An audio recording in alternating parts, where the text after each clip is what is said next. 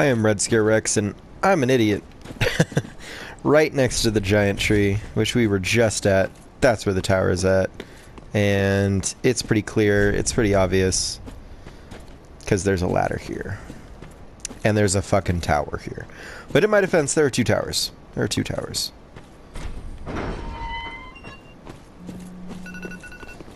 And this one doesn't, in my opinion, doesn't look as accessible. But hey, that's my opinion. Let's see what's up here. No item? Okay. No false wall. No false wall. I'm worried about the Crestfallen Bro. I'm afraid I'm gonna find him hollow somewhere. Which would suck, because, you know, I kind of just maybe did a favor for him.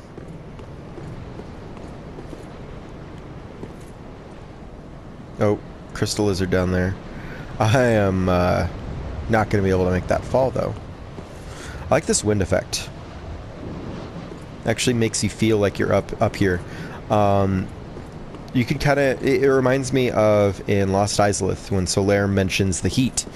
There are certain things that obviously audio and sound can't really deliver. But they can kind of hint at it. So this is supposed to make you feel like... there's wind blowing past you. They really should have, if they put in the sound, put maybe an effect on capes. But they did what they could. It's still a good attempt. All right, bloodstains. That's a good sign. Probably just from people falling, by the looks of it. I don't see any fucking enemies. In fact, the only thing I see is an elevator. Oh, baby, it's an Anne Rolando elevator, or not an Anne Rolando, Sense Fortress. Woo! Nope, nothing. Alright.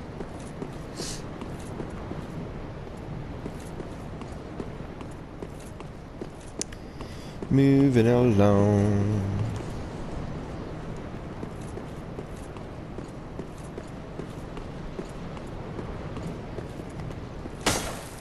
Seriously?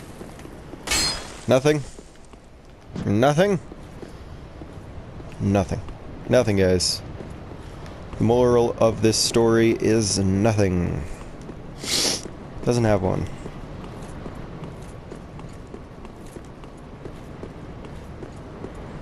Not that there's anything wrong with that. In fact, Edgar Allan Poe kind of wrote a book about it.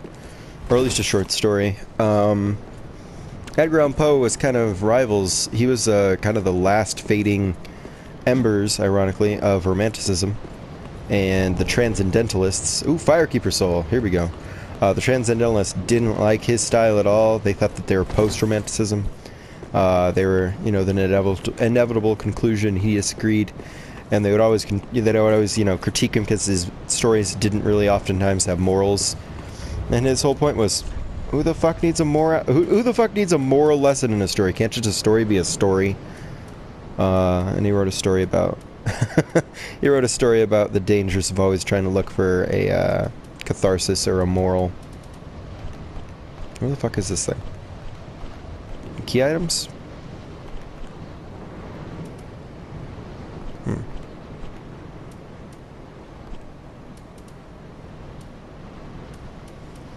I just completely miss it? You'd think it'd be near souls.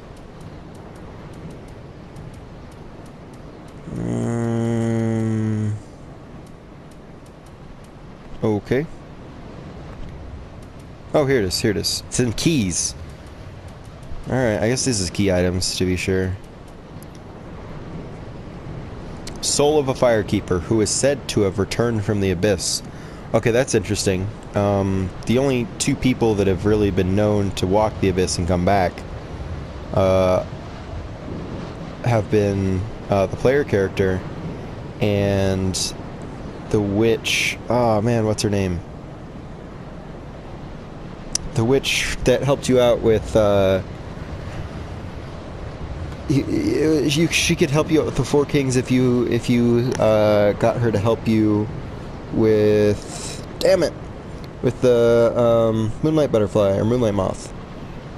Let me look it up, guys, because I feel bad. Beatrice.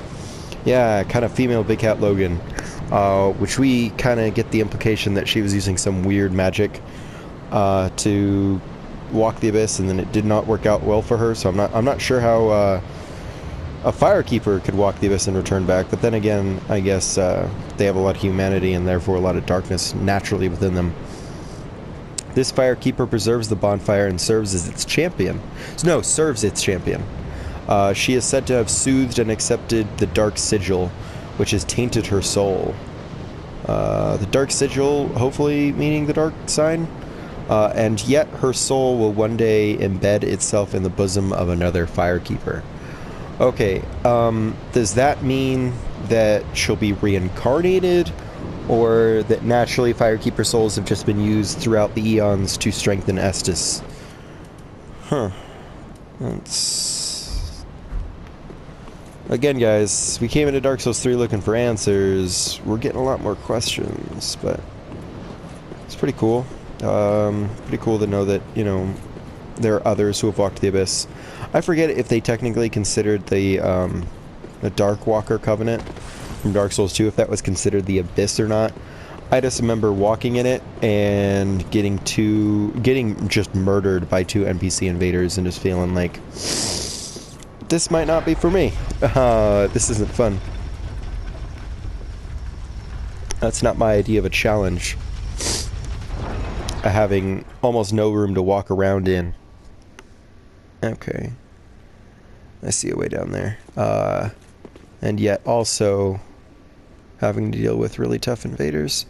That one actually looks like maybe a better way to do it. We'll see. Oh, what the fuck? What? Why? Why? Why? Alright, guys. I'm going to cut it here, and we're going to resume back at that point. Alright, see you later.